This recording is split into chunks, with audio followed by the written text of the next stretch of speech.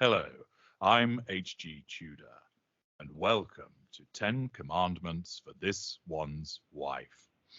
You heard the premise, and now I'm going to confer the power of commandment on my guest, who today is Yorkshire's finest, Stef the altar nerd. Welcome, Stef.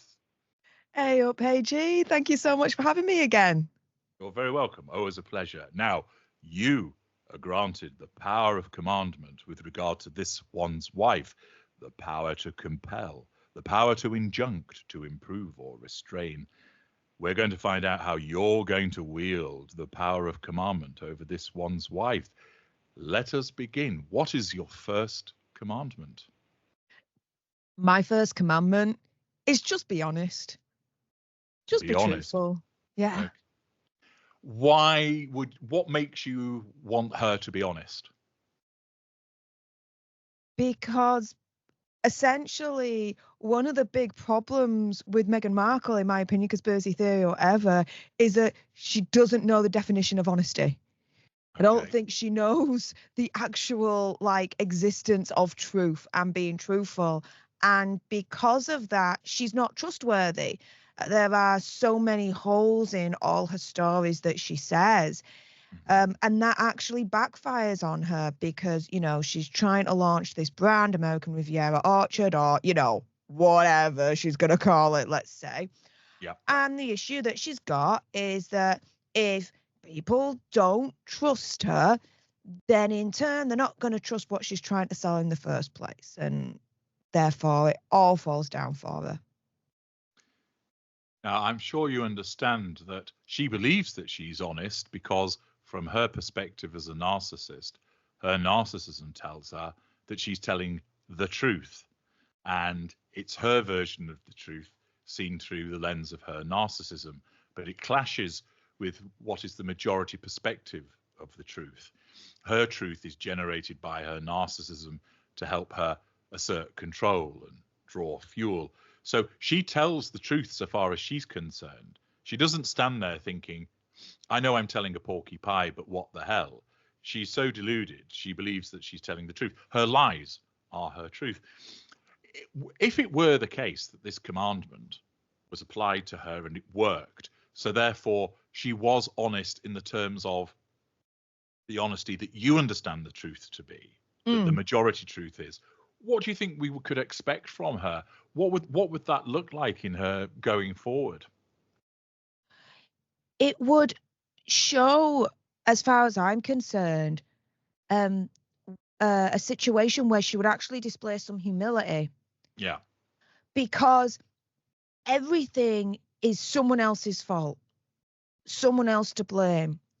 But if she's really, really honest, then she'll see that, yes, okay, maybe in terms of the whole breakdown of the relationship between her, Harry, and the royal family had a part to play in that.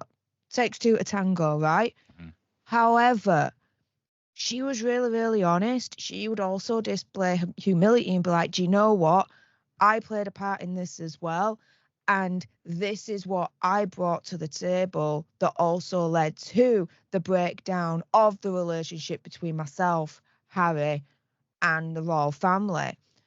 And, displaying that kind of humility and being honest actually would make her more endearing. And even though people may not fully, let's say, like her, she wouldn't be getting the backlash and the dislike and be so pretty much universally disliked as she is right now. It has the potential, this commandment, to be pretty seismic if you think about it. I remember a number of years ago, I was listening to a radio play where it was fictional, but there was a virus. And what it did was that it revealed the true identity of everybody when they posted online. So if you used a handle on a forum or a username on whatever social media it was, it actually uncovered who the person was. So you suddenly realize, for instance, that Tony Blair had been writing under a pseudonym, and it's like, oh my goodness, those are his real thoughts. And imagine if it was something similar for her, where all of a sudden it was telling the truth. could you imagine she should be turning around and saying, actually, it was me that made Kate cry, and my father's never done anything wrong to me, and I've been a complete see you next Tuesday towards him.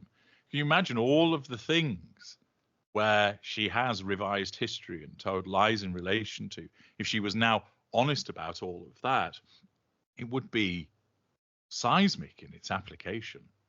Correct. It would. And it would be seismic, first and foremost, in terms of her relationships with all the people that, as far as I'm concerned, she's lied about.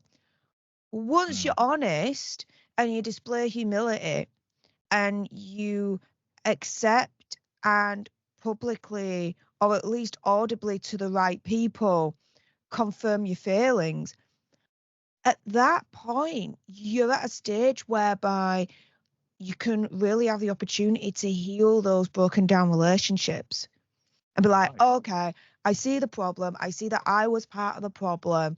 Therefore, now that I recognize said problem, now I can figure out a solution to it to rebuild these relationships with my father, with the royal family, or, with my brother, sister, with her friends, her past friends that, she's markled. So, yeah, this commandment has the opportunity to be absolutely seismic just on a human level with all the relationships that have broken down in her wake. So not only would this commandment scratch that itch in terms of causing her to no longer tell lies and also to expose the lies that she's told, but you could also see it as actually having a beneficial impact for her with regard to the repairing of relationships. Yeah, absolutely. And that to me is the first and foremost consequence of this particular commandment. The second consequence, it's more content. Again, let's be honest here. I'm a YouTuber. I talk about the royal family, Harry and Meghan in particular on my channel. My goodness, she actually had that chip that all of a sudden was turned on. Yeah. And she was completely honest about everything without her narcissism getting in the way. Yeah. Whoa, that would be insane news. The first commandment, pretty far reaching in its effects. What's your second one, Stef? My second one is being respectful.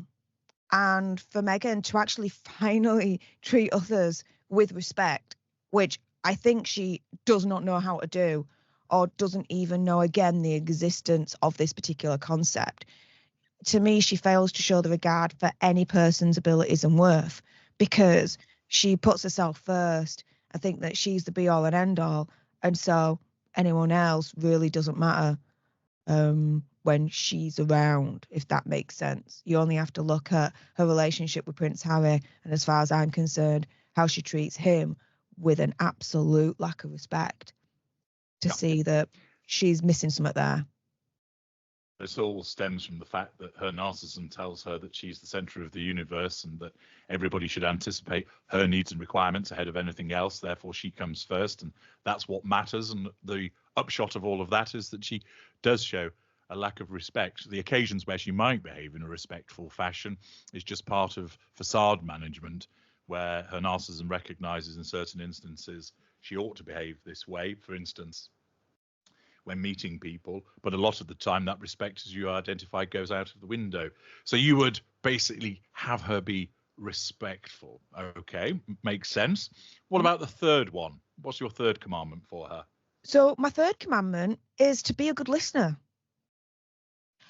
She is very, very good at the word salad, giving it all this, because again, as we've been discussing with her narcissism, she feels like she's the center of attention. And so the only thing that matters in terms of anyone's voice in that particular room is her own, and that's it. But what that does is it dehumanizes everyone else in that room, and they're not heard, and she doesn't give any person their full attention.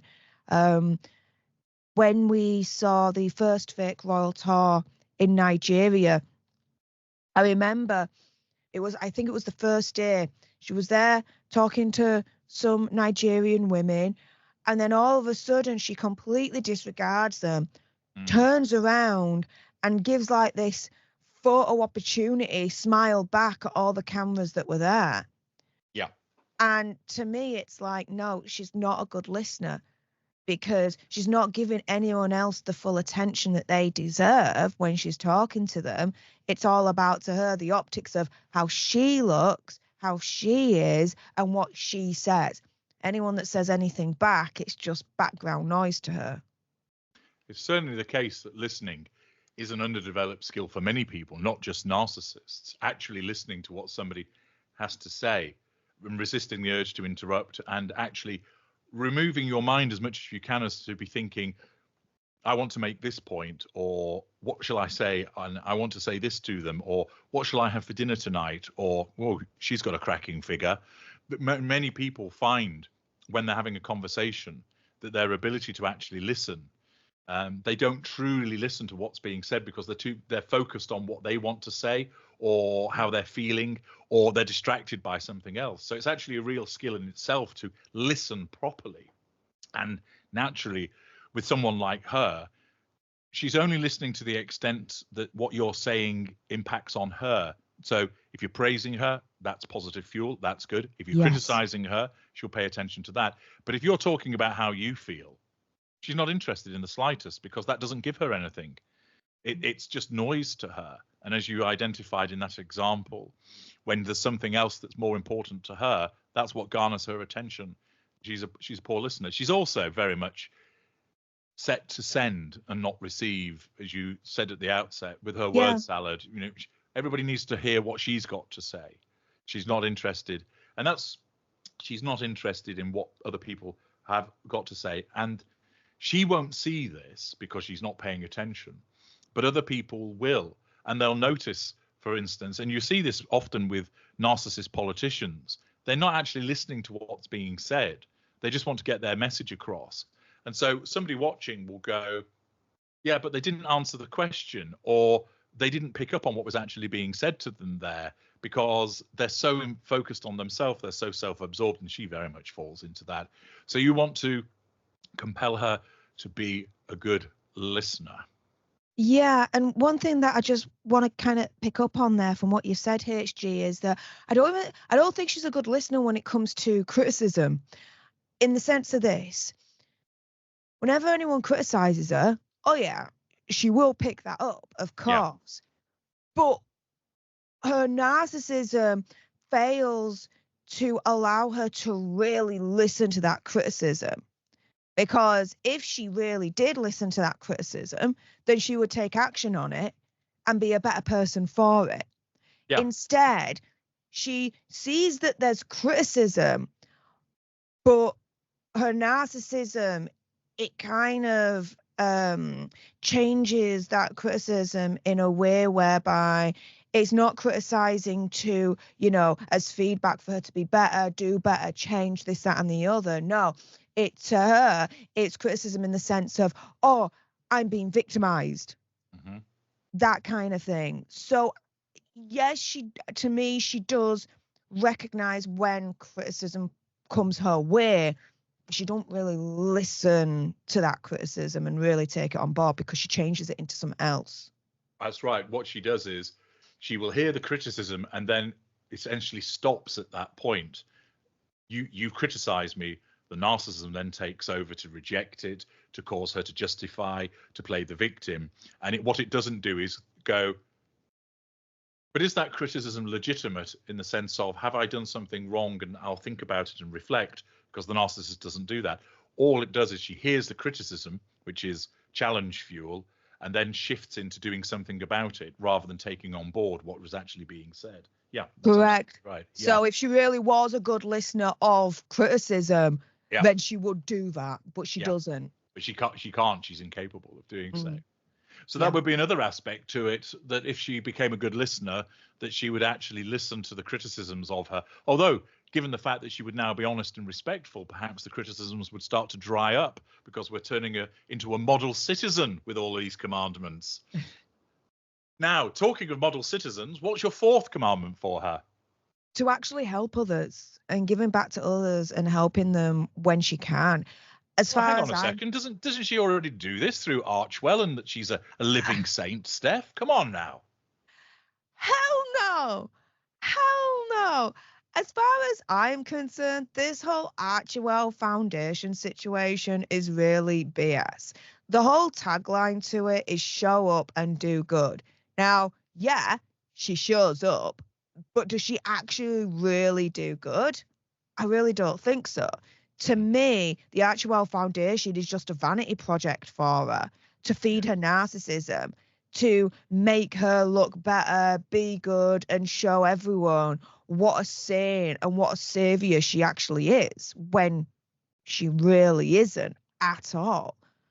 There's so much that she could do through the Archewell Foundation to really help and really make some real life impact and changes to people's lives. And she hasn't done that at all. It's all, to me, empty promises. And I think she really takes a leaf out of Amber Heard's book in terms of Amber's notion of pledging. Yes. Yeah. Because I've pledged it, that's enough. I don't actually need to deliver on it. Yeah. Which is typical behavior of a narcissist, of course. It's all about the promised gain and the future faking. Yes. The words get to the prime aims, so you don't actually have to do the doing. If you could, given that you're issuing this commandment to help others, would there be something specific that you'd like to see her doing in terms of helping? Is there anything that springs to mind that where we're talking about, let's actually see you do something? What would you like to see her actually doing? It could be anything, really. It really depends on where her focus is, which, in all honesty, I don't know what her focus is when it comes to helping others and what she's trying to do to make a world a better place, because she's all over the place when it comes to a quote unquote charitable endeavors, right? But she could do something, let's say, like, just, being in the soup kitchen at Christmas, serving the homeless, right? Going out there and helping to build houses for veterans who are homeless, for example.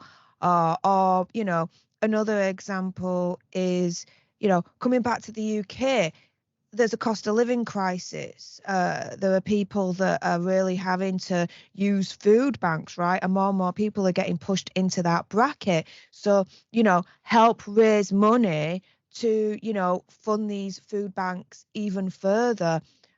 Another one could be, she mentioned, whether you believe it or not, that in the past, when she was in the royal family, that she felt suicidal. Now, whether you believe it or not is another kettle of fish altogether. Personally, I don't believe it. However, she could go and raise money and raise awareness for suicidal charities, particularly male ones that, to me, are completely overlooked and, not as helped as much.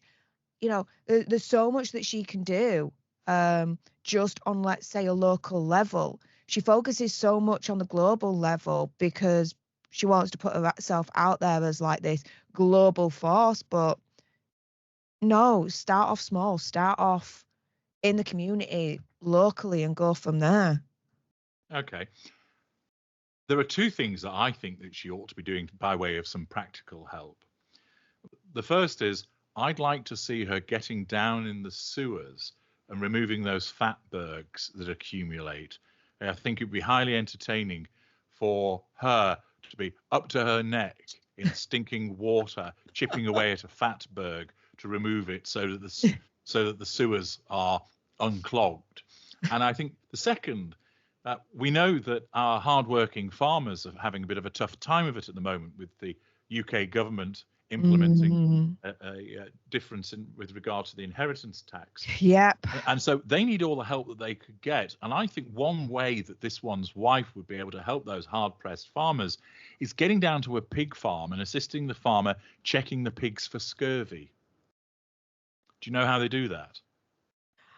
I'm sure you're going to tell me, and I'm sure it's not going to be a walk in the park. No, you put your finger up their bottom.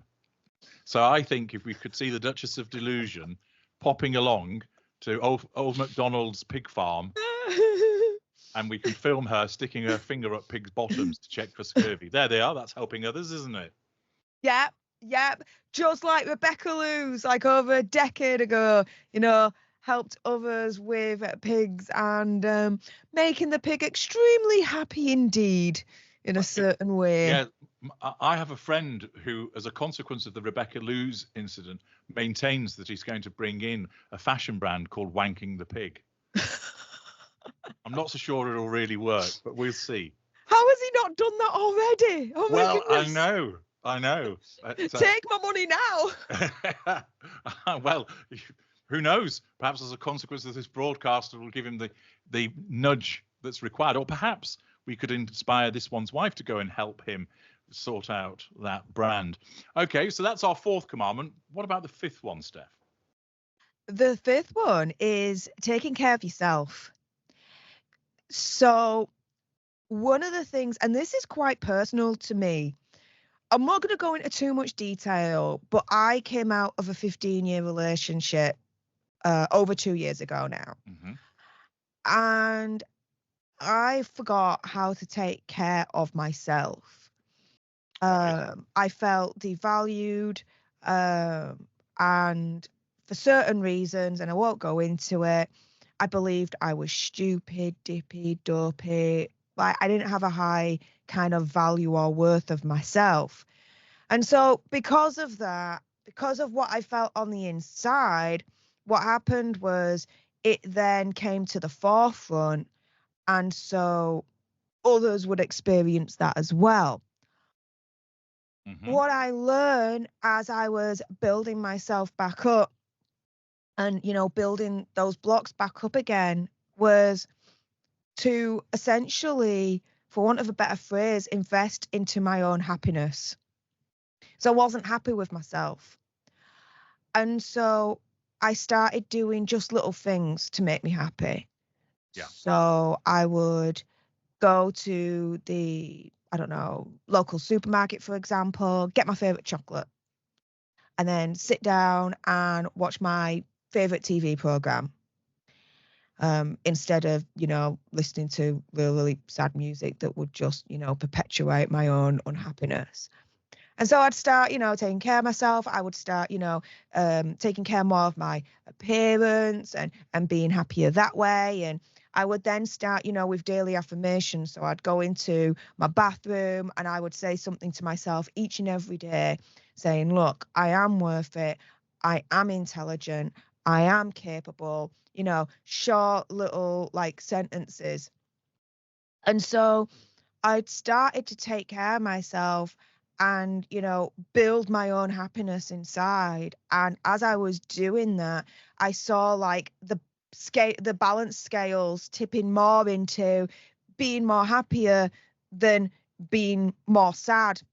And as I was doing that, it meant then that how I was outwardly was much more palatable to people because I was much more happier. And that then spread to others.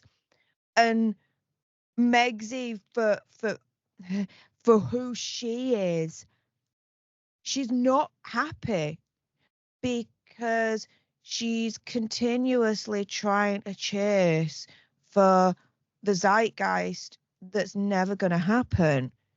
She needs to just take care of herself as she is right now, accept who she is and where she is in life, invest in her own happiness instead of, her own, in a way, self-destruction.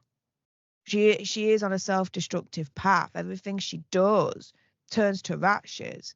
Because everything that she does turns to rashes and she's on a self-destructive path, she's getting the response back from the people whereby people just don't like her, this, that, and the other. So if she took the whole kind of route of actually taking care of herself and being truly happy, mm-hmm.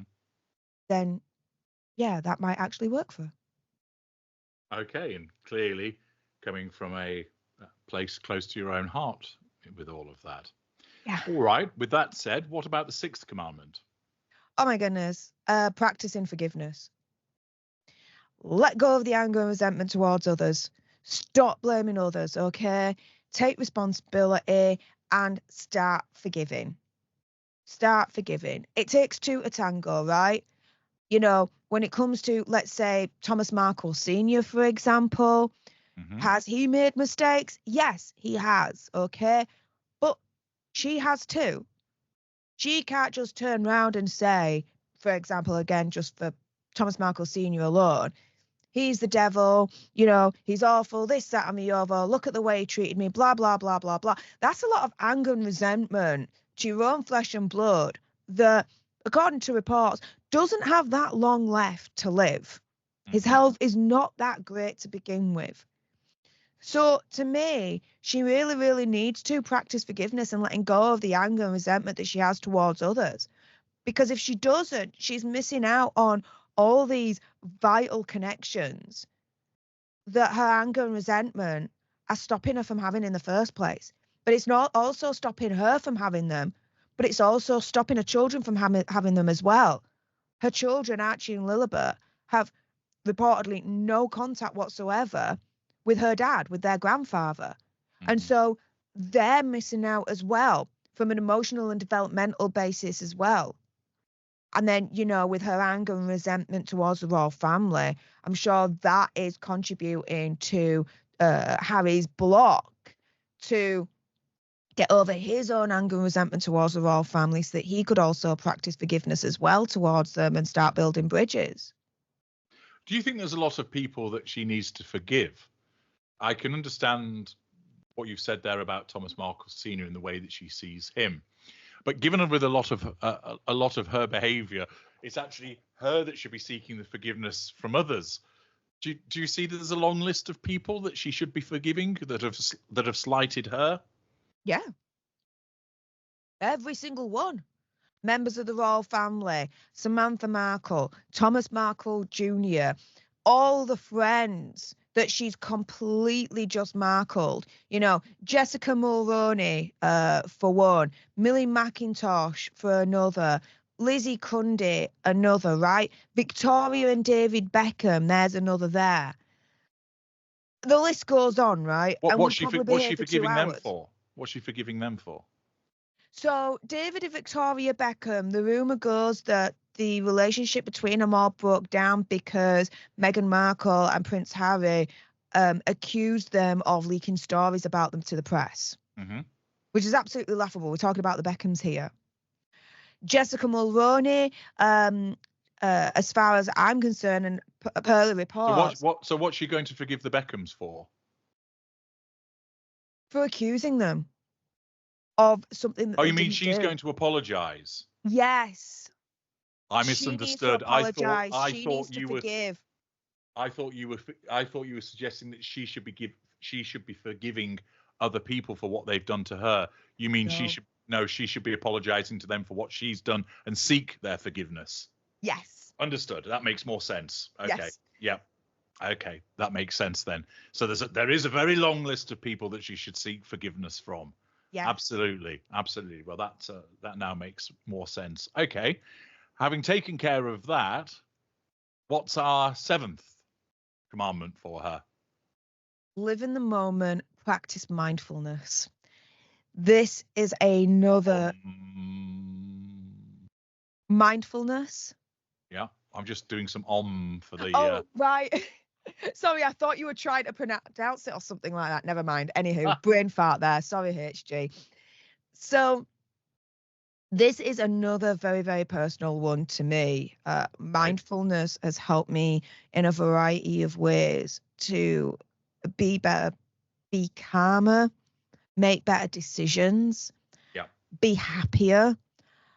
It's also been a very crucial tool with how I deal with my disability, with my pancreatitis, when the pain starts.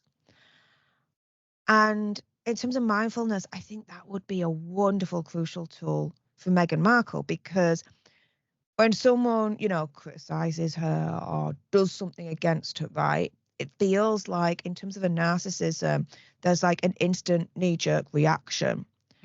However, if she just took a step back, be a bit more mindful, and just really took a time and looked at it, maybe her reaction then wouldn't be as polarizing. and will be better received. And again, make her a better person and be seen as that better person as well, because she is. The other thing as well, in terms of just, being mindful and living in the moment, is that it seems like she's rushing through life, trying to get to this unattainable place. And when you're rushing through life, trying to get to an unattainable place, essentially two things are going to happen. A, you're never going to get there because it's unattainable in the first place. And you've not been mindful enough and really taken a step back to realize that it's just not going to happen. So you need to change tactic. Because we see Meghan Markle making the same mistakes over and over and over and over again. And that's because she's got it in her head that she needs to get to this particular place, but it's never going to happen. Second thing is, by living in the moment and being mindful, she's not going to make as many mistakes. And so one example would be the trademark of American Riviera Orchard. She's not being mindful. She's not lived in the moment when she's been setting this up. And so there's been a zillion mistakes that have happened as a result of actually trying to set this brand up in the first place. I mean, the main one that we know of in terms of the trademark office is that she can't use American Riviera Orchard. Another one is that, as I had reported on a couple of weeks back, there's $1 billion company that's turning around and saying she can't actually use the name in the first place anywhere because it flies against their own trademark name. She actually lived in the moment and was mindful of what she was doing every step of the way, she would make less mistakes. And if she makes less mistakes, it means that she's treated more seriously instead of the joke that she is at the moment. Because everything that she does, she does in a fantastically wrong way. She's great at making mistakes. She's not so great at actually making the right choices. I don't think she gives herself the time to do it. Yeah, she's flawless at getting it wrong. Yeah. Okay. Well, that all makes perfect sense. Commandment number 8. Don't make excuses, cowbag. Cowbag. Okay. Yeah. I thought I'd add that on. I hate it when people can make excuses. I really, really do. It's black and white at the end of the day. And making excuses to try and excuse your behavior is just insane. I mean, we saw, and I saw your video on it, on Narendra Kaur, and her apology video. And I did a live stream this week as of the recording of this video, whereby I did a little bit of amateur armchair linguistic analysis on what she was saying. And she is literally taking everything from the playbook of Meghan Markle, right? Which is apologizing, but not really apologizing, and then making excuses and turning around and saying that she's not really the boogeyman. It's other people that are the boogeyman.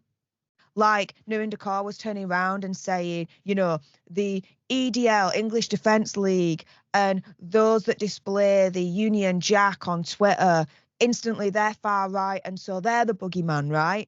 Well, hang on a minute. The English Defence League haven't been in existence for literally donkey's years, and anyone that displays a Union Jack on their Twitter does not automatically mean that they're far right. Then she goes to the boogeyman of Kensington Palace. Then she goes to the boogeyman of Kate's, as she called her, husband and father-in-law, but dehumanizing them by not actually saying their actual names, which is Prince William and King Charles. And so Narendra Kaur, as we saw this week, took the playbook from Meghan Markle and made excuses for her own behaviour and did not take responsibility to turn around and said, you know what, regardless of what I think to the far right, the royal family or whatever, it has nothing to do with it. I took that action. I said those words. I've listened to the feedback. I finally realised that it was the wrong thing to do. This was why it was the wrong thing to do. Listening to your feedback. This is what I'm going to implement moving forward to change, to be better, do better, and learn from this situation so it doesn't happen again. Narendra Kaur didn't do that. Megzi has certainly not done that. Stop making excuses. become a good person, and take responsibility for your own actions. Instead of trying to move the goalposts and say, well, what I did wasn't actually that bad anyway. It's all your fault because of X, Y, and Z. Oh, well, they both have the same playbook because they're both narcissists. Mm. And so you'd want with your commandment number 8 to strip her of that excuse-making activity. Okay. Yeah. This leads us into number 9. What's the 9th commandment for this one's wife? Don't be judgmental. Don't be judgmental.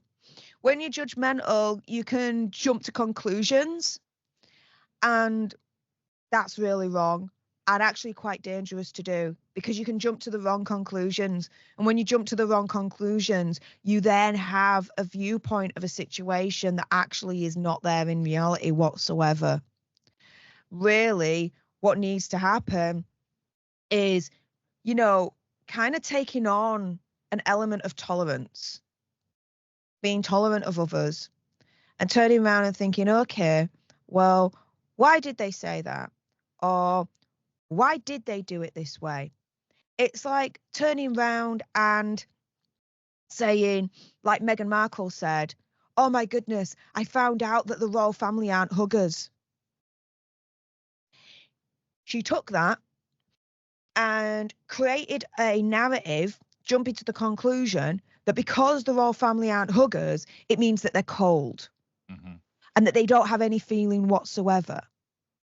And that's jumping to a judgment that's villainizing others. Instead, thinking, well, hang on a minute, think about it. Why aren't they huggers in the first place?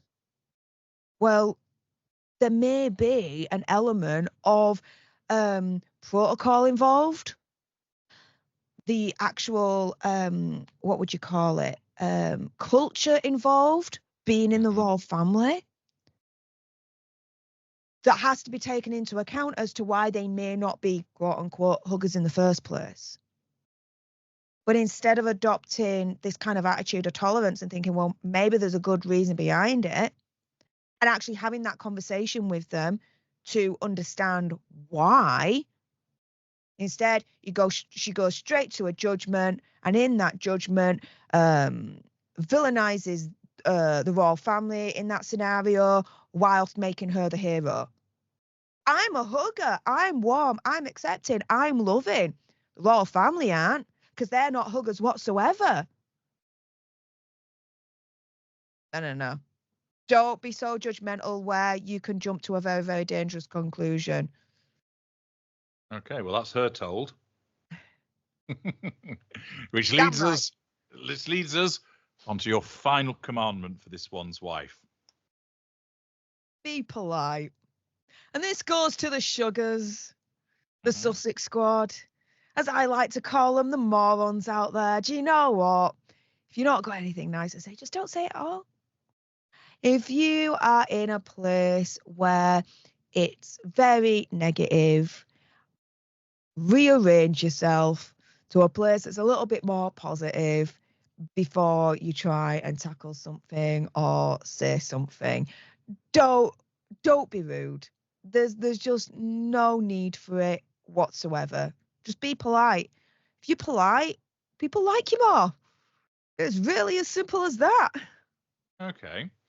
So all of those things that you've suggested there, Stef, or all 10 of them, I suppose you could sum up by saying, stop being a narcissist. That, or just stop being an a-hole. Well, there is that as well. But I suppose if you're being polite and not being judgmental, then you might decide we'll stick with the more clinical assessment of that. Yes. So it's interesting that obviously so much of what you're looking to counter is driven by her narcissism, the propensity to be dishonest, the fact that she shows disrespect, that she's a poor listener, that she pays lip service to the issue of help, that she is embarking on a self-destructive path, that she doesn't seek forgiveness from others, that she is focused on what she wants to achieve rather than savoring what's happening in the moment, that there's always an excuse for her behavior, that she jumps to conclusions, and that she's impolite. So all of those aspects of her personality stem from her narcissism, as you would expect, and you want to tackle them. So what's also interesting about the overarching aspect of your commandments as well is that essentially, although it will impact upon other people in the way that she treats them, what strikes me about it is that the central theme is it'll actually make life better as you see it for her. Yeah. Yeah. And so where does that come from? That you seem to almost have a desire to look at her and think, I want to issue all these commandments to you because it'll do you some good. It'll make life better for you. You know, I could turn around and list 10 commandments, and it could be something along the lines of, you know, be a better business person, be a better actress, right? This, that, and the other, right? But what's that really going to do? To me, they're superficial impacts. To me, it was like when I drafted up these 10 commandments and chose these very carefully, it was like, okay, what could these 10 commandments do to actually make her better and make her life better? Because if you make her better and make her life better, then that then has a knock-on effect with the rest of the world. For better or for worse, whether you like it or not, Meghan Markle does have a platform. And when she started out in the royal family, the majority of us, from what I remember, were really, really hopeful. Really hopeful for her. And she was in such a brilliant position to actually help the world, help the UK, help the world, because of a biracial aspect to her race and where she came from. Everything, right? And she has that potential if a narcissism didn't get in the way. And so if you take the narcissism out and she employs, you know, these 10 commandments, then she could really live up to her true potential, which will make her better, her life better. But, you know, everyone else's life's better that she's trying to help in the first place, instead of, whether she intends it or not, spreading this toxicity around and everything that she touches turning to rat shiz. I always want the best for people. I always want them to be happier and be better and do better and have better. She is human. We all bleed the same way. We all poop and pee the same way. And regardless of, yes, my dislike for her, she is human, and I still want to, you know, see her have the best that she can, but just readjust her attitude and take out the narcissism. Okay. Well, there we have Stef the Altar Nerd's 10 commandments for this one's wife. Valuable viewers, what do you think of those commandments? Do they accord with what you would want to see? Should they be different? Should they have gone further? Has your itch been scratched, or do you want more? Well, you can let me and Stef know in the comments section. I'm HG Tudor. Thank you to Stef, the Altar Nerd, for their 10 commandments. And thank you to all of you for listening.